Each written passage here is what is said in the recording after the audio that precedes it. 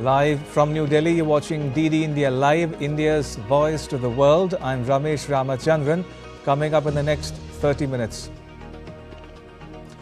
India tells Canada to uphold rule of law after an attack on a Hindu temple in Brampton.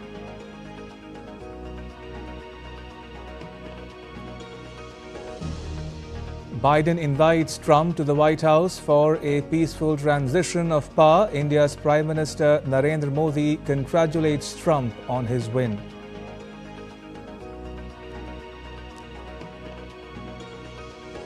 And the German government on edge after Chancellor Olaf Scholz sacks his finance minister.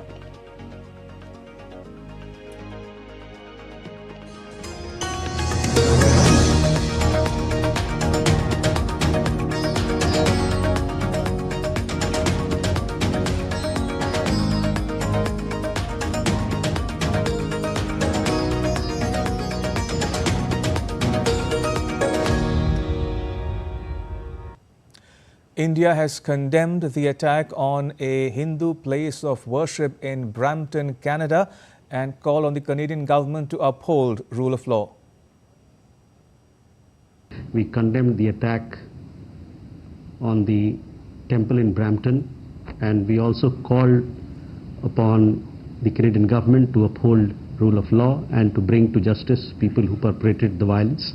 We hope that the Canadian government will take due action. Now, earlier, India had asked for security to be provided for its diplomats, where consular camp was to be set up, but was not provided by the Canadian side.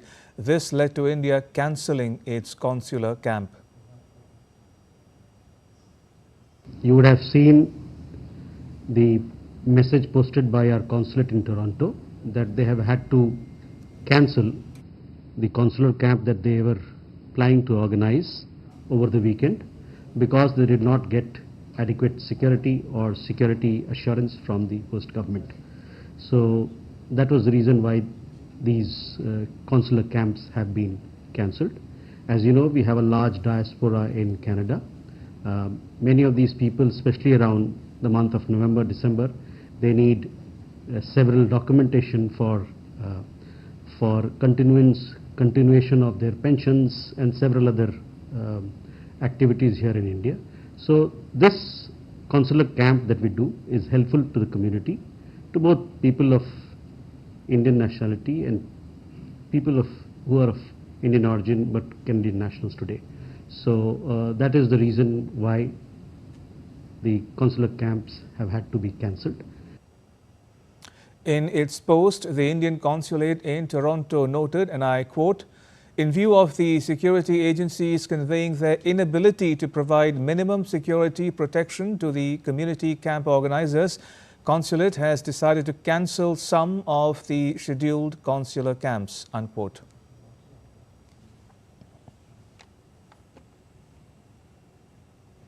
In an emotional appeal, the Vice President and Democratic presidential nominee Kamala Harris urged her Tory supporters to continue fighting for the values they hold dear, albeit peacefully. On Wednesday, she conceded the presidential election to Donald Trump. DD India's Shubhendu Ghosh was at the venue and sent us this report. While I concede this election, I do not concede the fight that fueled this campaign. US Vice President Kamala Harris delivered a passionate concession speech to her supporters and the nation on Wednesday after a whirlwind campaign that failed to stop Republican Donald Trump's return to the White House. The outcome of this election is not what we wanted, not what we fought for, not what we voted for, but hear me when I say, the light of America's promise will always burn bright. As long as we never give up and as long as we keep fighting. Hundreds of her supporters, many teary-eyed, with the election debacle gathered at Vice President's alma mater, Howard University, to witness her final speech of the election season. Only when it is dark enough can you see the stars. I know many people feel like we are entering a dark time, but for the benefit of us all, I hope that is not the case. But here's the thing, America, if it is, let us fill the sky with the light of a brilliant, brilliant billion of stars. The light of optimism, of faith, of truth, and service.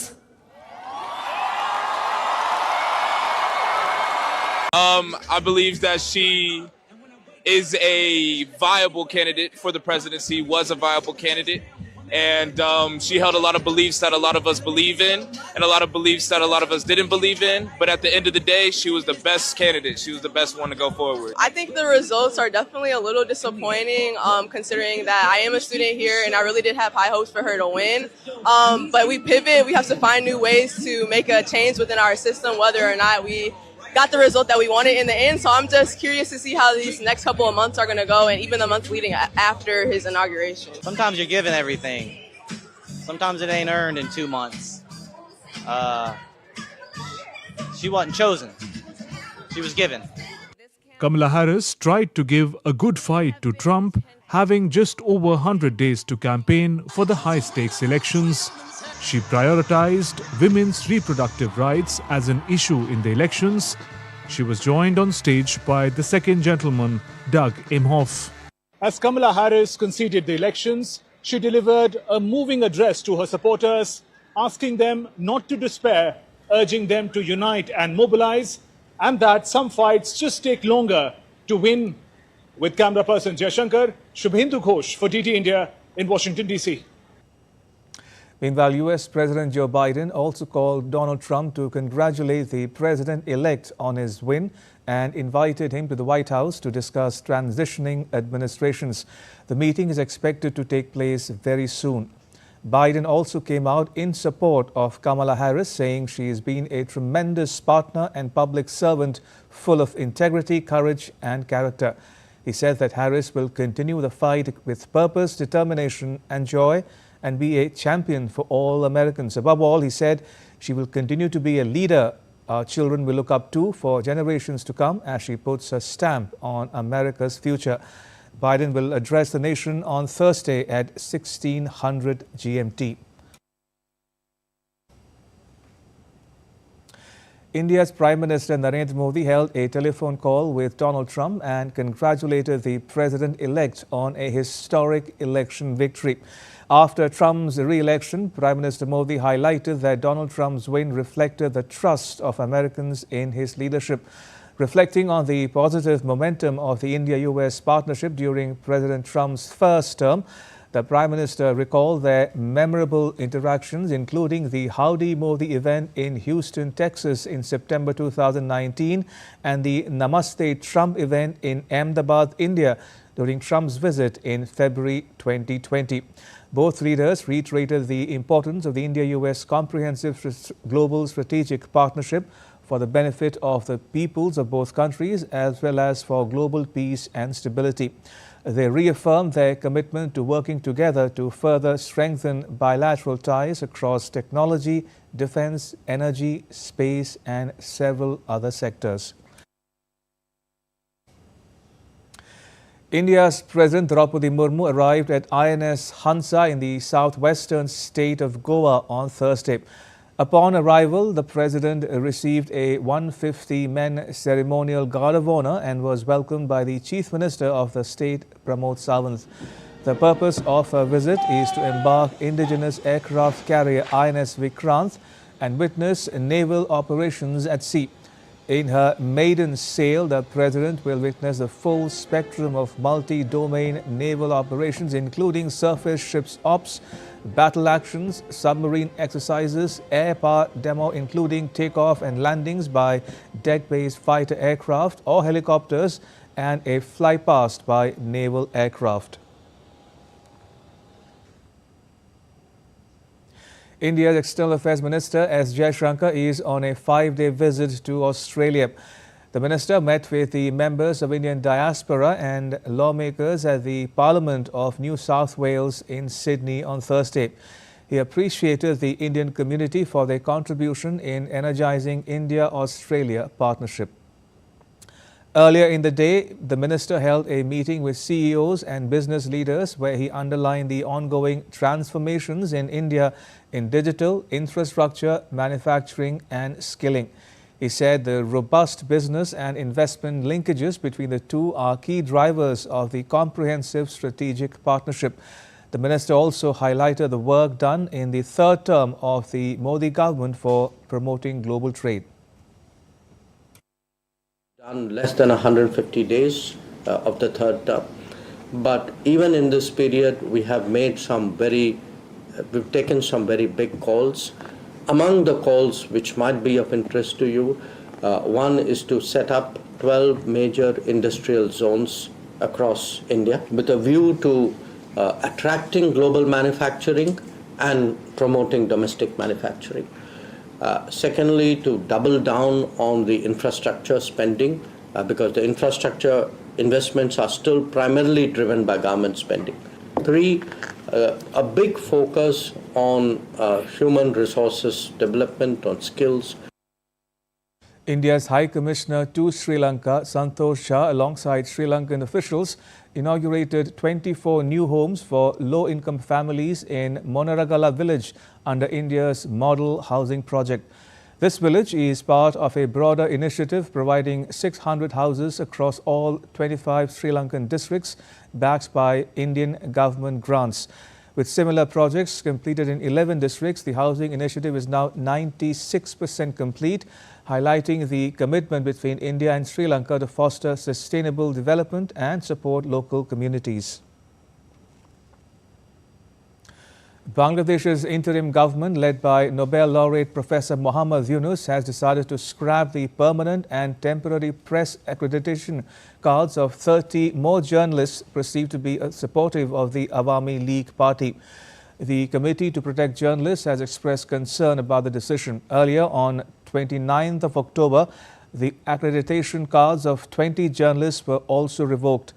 The international organization, which works globally to protect journalists' rights, issued a statement on Tuesday saying that the organization is alarmed by such reports.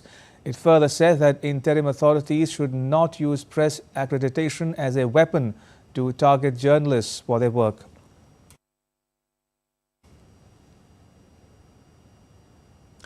India's public sector banks' net profits have surpassed that of private sector banks by a wide margin on a year-on-year basis. This was highlighted in a report by the State Bank of India. The report's data shows that in the second quarter of fiscal year 2024 and 25, India's public sector banks outperformed their private counterparts in terms of net profit growth, showing strong resilience and adaptability in a competitive banking environment. The report said, and I quote, "In terms of profitability, PSBs have trumped the PVBs by a wide margin on YOY basis," unquote. It also highlighted that PSBs collectively achieved a remarkable 39.3% year-on-year increase in net profit, significantly outpacing the 7.1% profit growth achieved by private sector banks. Celebrations of auspicious Chhath Puja festival is underway across various states of India. Devotees were seen performing puja rituals at Yamuna and Ganga banks. Chhath Puja is a vibrant festival dedicated to the sun god and his consort Chhati Maiya. It includes rituals of fasting, bathing in rivers and prayers at sunrise and sunset. On the occasion of Chhath Sandhya Arghya, Prime Minister Modi extended his greetings to all the devotees. In a social media post, he wished for happiness, prosperity and good fortune in everyone's life in this festival, which is a symbol of simplicity, restraint, determination and dedication. President Draupadi Murmu also extended her warm wishes to all countrymen. And still to come on DD India Live. Australia joins a list of countries that have vowed to curb social media use by children through legislation. And Spain begins work on recovering from a deadly flood that claimed at least 217 lives.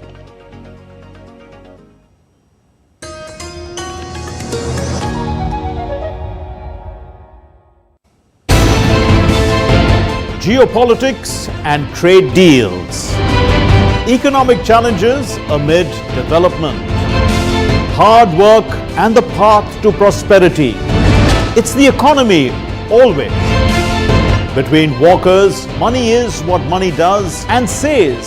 Supply creates its own demand. Between the bulls pulls and bears tears. When supply chains globalization and India rises to the podium.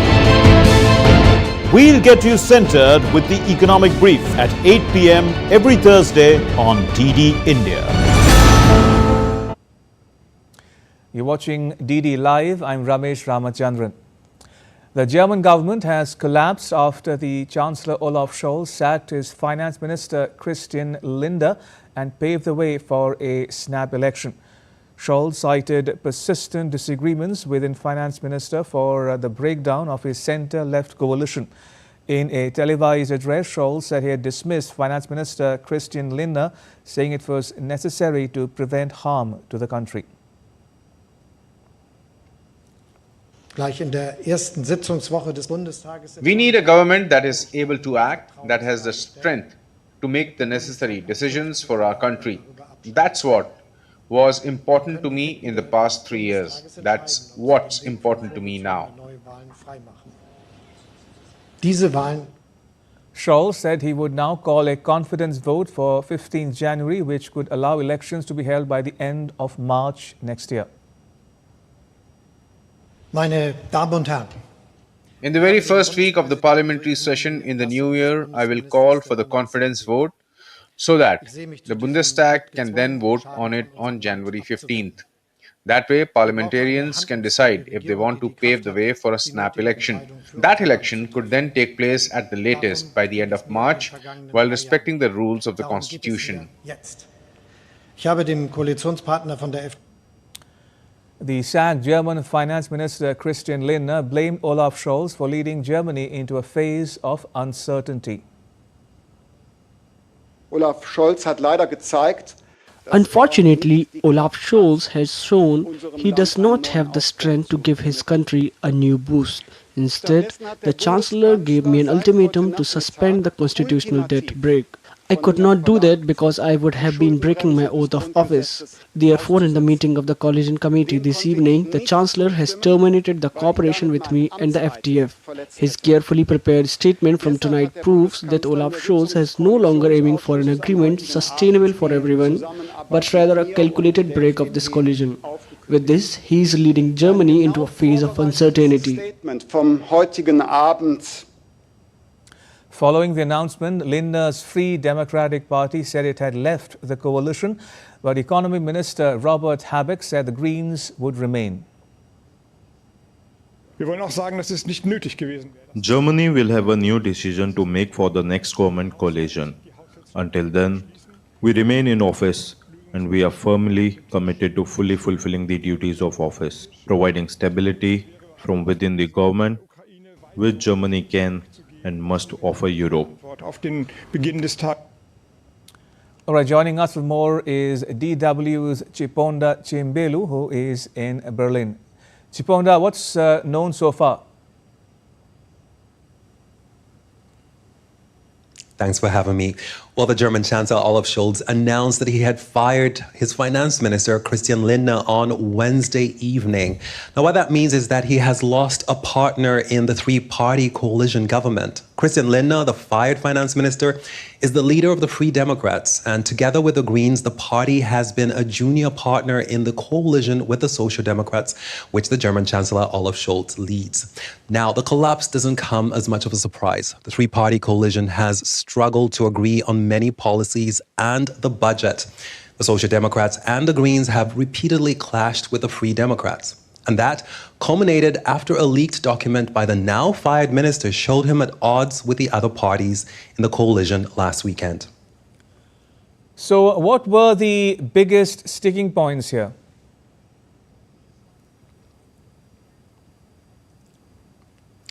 Well, in his statement, Olaf Scholz said the finance minister was no longer a partner that he could work with. And that was mainly linked to disagreements about the national budget. Now, the list that Scholz spoke of referred to disagreements on funds to cover an energy price cap for companies, financing to ensure the protection of jobs in the struggling auto industry and its suppliers. And then there was also a planned investment bonus for companies to keep their businesses here in Germany. And the last point was raising the support for Ukraine ahead of the winter. Now, for the German Chancellor, this was also about sending an important signal to Kiev, given the outcome of the US elections this week. But the fired finance minister, Christian Lindner, said none of those things were brought up in the negotiations. He says the Chancellor's move to fire him was a political calculation. So, Chipona, before we let you go, what happens now? Well, Olaf Scholz will have to face a vote of no confidence in January. And if he loses, he will have to ask the German president to dissolve the Bundestag, the German parliament. Now, what that would mean is that Germany would likely have to hold early federal elections in March instead of the end of September, as was initially planned. And the main opposition party, the Christian Democrats, have been calling for early elections, and that is something that their leader, Friedrich Merz, also mentioned in his statement just a few moments ago. And they are the most popular party in the polls, and the expectation is that they would come out on top if elections were held today. But the far-right AfD is in second place, and the new populist left-leaning Sarah Wagenknecht alliance has also performed well in regional elections in eastern Germany. So there is quite a bit of uncertainty about who the Christian Democrats would be able to form a coalition government with. And their natural partner, the Free Democrats, may not even be able to make it into the Bundestag if we go by the current polls. So Germany faces quite a bit of political uncertainty going forward. All right, Chiponda, thank you. Chiponda Chimbelu there in Berlin. Right, moving on, Australia has joined the list of countries that have vowed to curb social media use by children through legislation. But in Australia's case, its policy is one of the most stringent in the world. Australia's Prime Minister Anthony Albanese said the government would legislate for a ban on social media for children under 16, citing the risks to physical and mental health of children from excessive use. Look at other people that go to your school and it's like a bit like, oh my God, I need to be like them. I need to post more. I need to get likes and stuff like that. I get really irritated when I have more followers, but then I follow more people. Australia has unveiled one of the world's strictest social media restrictions for children. Prime Minister Anthony Albanese announced that the government will introduce legislation banning social media use for children under 16 years of age. Now, government's proposed age is 16. That decision was made in Cabinet on Monday. And that proposal will go to the National Cabinet meeting that I'm convening online, a virtual meeting tomorrow morning. The onus will be on, just to go through some of the details, the onus will be on social media platforms to demonstrate they are taking reasonable steps to prevent access. The onus won't be on parents or young people. There will be no penalties for users. Australia is trialling an age verification system with the restriction potentially in place by the end of 2025. Albanese justified the move by citing concerns over social media's harmful effect on children's mental and physical health. The ban will apply to all children, regardless of parental consent or existing accounts. The new law will target major platforms like Instagram and Facebook, TikTok, X, which was formerly Twitter, and YouTube. Australia's policy places it at the forefront of global efforts to protect children online. While France proposed a similar ban for those under 15 years last year, with parental consent as a workaround, the US has for long required parental approval for children under 13 years of age. A similar bill is to be presented in the British Parliament, with main provisions including raising the age of internet adulthood from 13 to 16.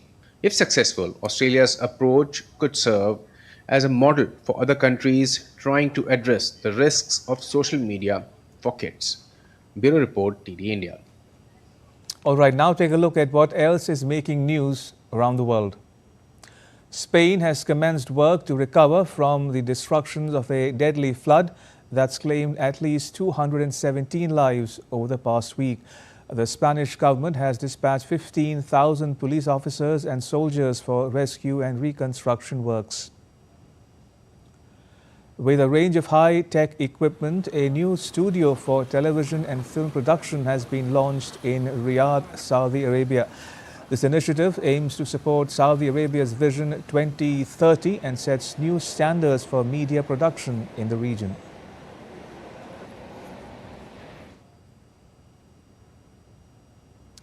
And before we close, take a look at the magic of Christmas in Paris as BHV Marais unveils 2024 Christmas window displays with a sound and light show.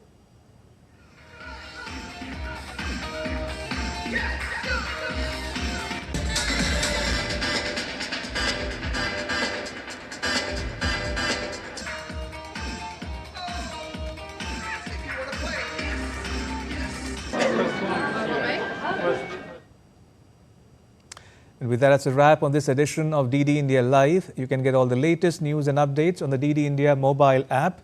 It's available on Android and iOS platforms. You can scan the QR code on the screen to download it. Let us know your thoughts on the news of the day. You can connect with us on Facebook, X and Instagram. You can also check out our website ddindia.co.in. We'll be back with more news as it breaks here on DD India. I'm Ramesh Ramachandran. From all of us here in New Delhi, thanks for watching DD India Live.